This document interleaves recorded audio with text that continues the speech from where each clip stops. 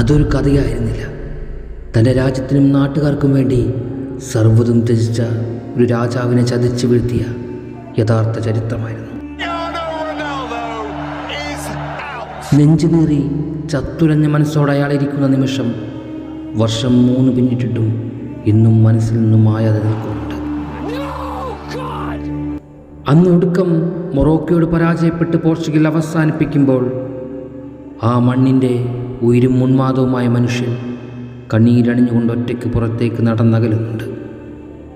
എല്ലാം അവസാനിച്ചു. ഇനി എന്ത് കാൽപന്ത് കളി?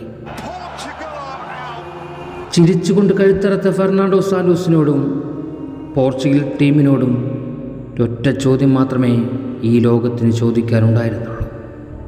അതെ, അയാളില്ലാതെ നിങ്ങൾക്കത് നേടാൻ സാധിക്കുമായിരുന്നു എന്ന്.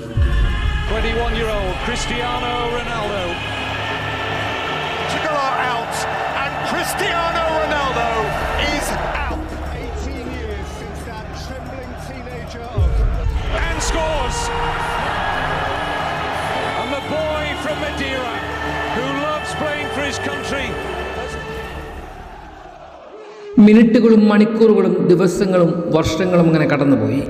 വീണ്ടും ഒരു വേൾഡ് കപ്പ് വേദി അങ്ങ് അമേരിക്കയിൽ ഒരുങ്ങിക്കഴിഞ്ഞിരിക്കുന്നു. ആ മഹാവേദിയിലേക്ക് പറങ്കിപ്പടയും ഇത്തവണയും പതിവ് തെറ്റിക്കാതെ എത്തിയിരിക്കുകയാണ്. 48 ടീമുകൾ, 12 ഗ്രൂപ്പുകൾ, 104 ഗെയിമുകൾ. അങ്ങനെ പതിവിലും വ്യത്യസ്തമായാണ് ഇത്തവണ ലോകകപ്പ് വേദി ഒരുക്കം കൂട്ടിയിട്ടുള്ളത്.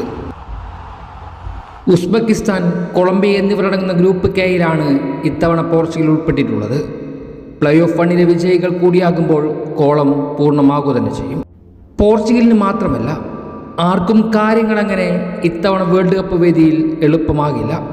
ചില ഗ്രൂപ്പ് മാറ്റി നിർത്തിയാൽ പുറമേ നിന്ന് നോക്കുമ്പോൾ താരതമ്യം എളുപ്പമാണെന്ന് തോന്നിയാൽ പോലും ഗ്രൂപ്പ് കടന്ന് ആരെല്ലാം പുറത്ത് കടന്നാലും കാത്തിരിക്കുന്നത് മരണക്കളികൾ തന്നെയാണ്. അതിൽ ഏറ്റവും വലിയ ഒന്ന് പോർച്ചുഗലിനെയും കാത്തിരിക്കുന്നുണ്ട്.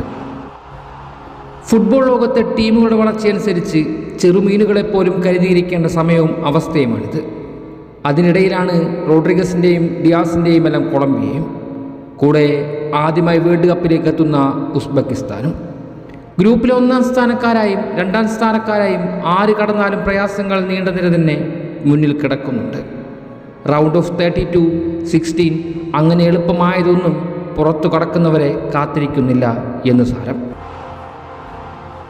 ഒരുപക്ഷെ പോർച്ചുഗലായിരിക്കും 1ാം സ്ഥാനക്കാരായി പുറത്ത് കടക്കുന്നതെങ്കിൽ 2 സെനീറിയോകൾക്കപ്പുറം ഗ്രൂപ്പ് ചെയിൽ നിന്നും അർജന്റീനയും അതേ സെനീറിയോ തുടർന്ന് മുന്നോട്ട് വന്നാൽ ഇന്നേ വരെ വേൾഡ് കപ്പ് വേദിയിൽ സംഭവിച്ചിട്ടില്ലാത്ത ഒന്ന് സംഭവിക്കുക തന്നെ ചെയ്യും.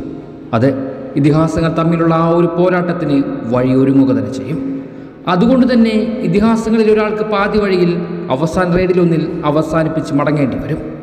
ഒരുപക്ഷെ ലയണൽ മെസ്സിയാണ് പരാജയപ്പെട്ട് മടങ്ങുന്നതെങ്കിൽ കഥയില്ലാ കഥയായി മാത്രമേ അത് മാറുകയുള്ളൂ.